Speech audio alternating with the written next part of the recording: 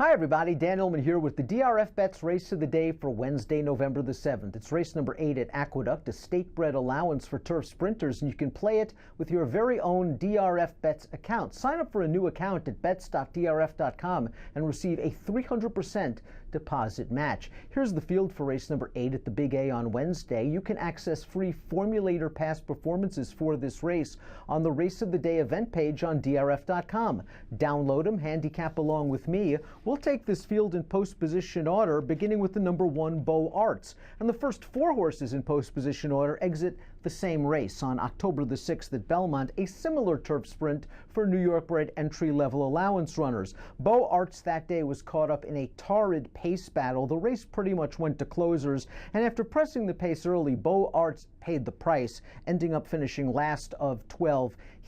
She is not that bad. Her prior effort earned a 69 buyer speed figure at 45 to 1 as a runner-up performance, and the prior turf effort for that, a 78 buyer speed figure, running second at 32 to 1s. She is often overlooked in the wagering because she goes out for low-profile connections, but I think the pace scenario will be a little bit easier for her this time around. She's going to have to be hustled out of there by Eric Consell from the inside post position, but Beau Arts is a horse you might want to consider on the bottom of your exotic wagers. I wonder if 6 furlongs is a little bit far for her. She might be better at 5 or 5.5. The number 2 is Something Joyful, who is the beaten favorite in that October the 6th race. It was her first start against winners, and she likely was faced with a faster pace scenario than she had ever seen before. She was simply outrun in the early portion of that race and then came with an okay run to finish an even 6th. I thought other horses in this race ran better than Something Joyful did that day, but what Something Joyful does have that many of those other horses don't have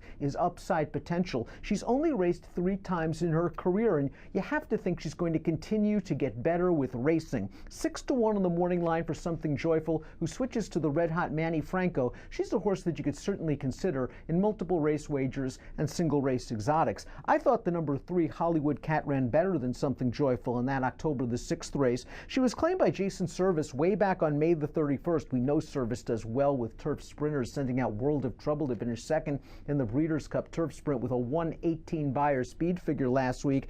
Last time out was the first time Hollywood Cat got a chance to sprint on turf for Service. She was up close to that very fast pace, took the lead in the stretch, and was still punching on to finish a good 3rd. We'll see how she handles switching to the Aqueduct turf course, but it's her second start of the form cycle, and Hollywood Cat, the number 3, again, if she gets away with an easier pace scenario, can certainly improve. The number 4 Cirque might be a bit dirtied up on paper. She was up close to that fast pace. She tired very badly in her second start of the form cycle for trainer Bob Dunham. The race before that, probably a throwout. It was her first start in about a 10-month layoff. If you go back to her race at Aqueduct last November, she was a gate-to-wire winner. Now, I'm not sure she has enough speed to clear this field, but she's relatively lightly raced. She has a hint of upside potential, and she's might have been compromised by the pace in her last race, the layoff in the race, the start before. She's 20 to 1 on the morning line. I don't want to knock anyone who takes a stab with a big-priced horse like that. The 5 is Mama Mary, and as we see from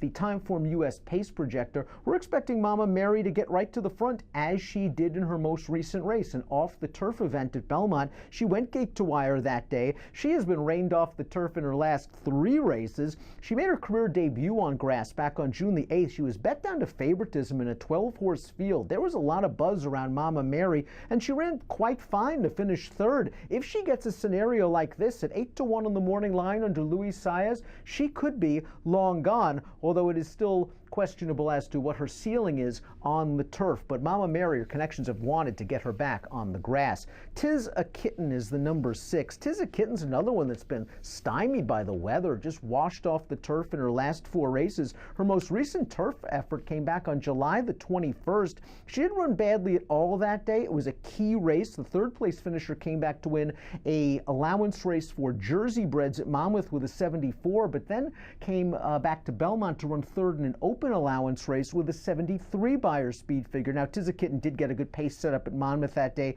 going a mile and a 16th. She cuts back off a couple of dirt sprint efforts now to 6 furlongs. I think she's going to be rallying from off of the pace. I agree with Timeform US having the 6 near the back of the pack. The 7 Truly Courageous can be closer to the pace than she was last time out. That was a $40,000 Now Winners of 2 Life event at Belmont on October the 21st. The pace was fast. She was was outrun early. She was on or near the lead in her prior 5 starts. And again, we're not expecting the pace to be as fast as it was last time for several of these horses. I think Truly Courageous can be close to the pace. The question is she this good as she steps out of the open $40,000 condition ranks to this state-bred allowance? Sundance Joy is the 8th. If you didn't like her last race on yielding turf where she earned a 5 Beyer speed figure, fine. She looks a little bit more like a dirt runner at this point in her career. Her most recent turf starts don't look very good. She's 50-1 on the morning line, and she is a deserving outsider.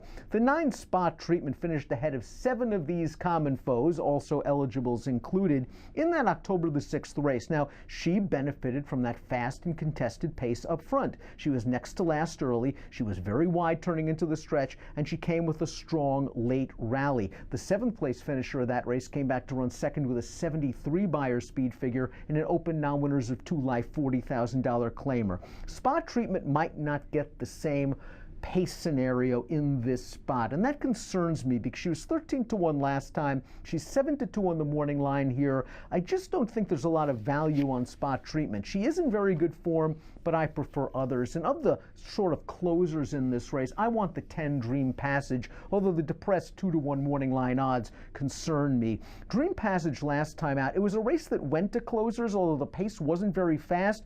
But where Dream Passage, the beaten favorite that day, was on the turn is where you don't want to be in turf sprints. She was last on the rail with about 5/16 of a mile to go. Joel Rosario had to pick his way through traffic with Dream Passage, and she finished with a nice run to finish second behind Hannah's Smile, a horse that got the jump on her turning into the stretch. Dream Passage is in very good form for Brad Cox, who claimed her for $40,000, and since then in 2 turf starts has a win and that runner-up effort. Dream Passage is a 1-run closer, and you always have to be concerned with those kind of horses. They're at the mercy of race and pace luck, but she is very, very sharp right now. We'll take a look at my top selection for this race. It is going to be the number 10 Dream Passage, hoping that maybe she can be a little bit closer to the pace and that she gets the right trip. But I think Brad Cox has her in very good form. And again, that race just didn't set up well for her last time out. I'm going 10, 6, 9, and 2 in our Wednesday DRF Bets Race of the Day. Sign up for a new DRF Bets account. Access a 300% deposit match at bets.drf.com. An approximate post time for the 8th at the Big A on Wednesday, 3:47 Eastern. Good luck.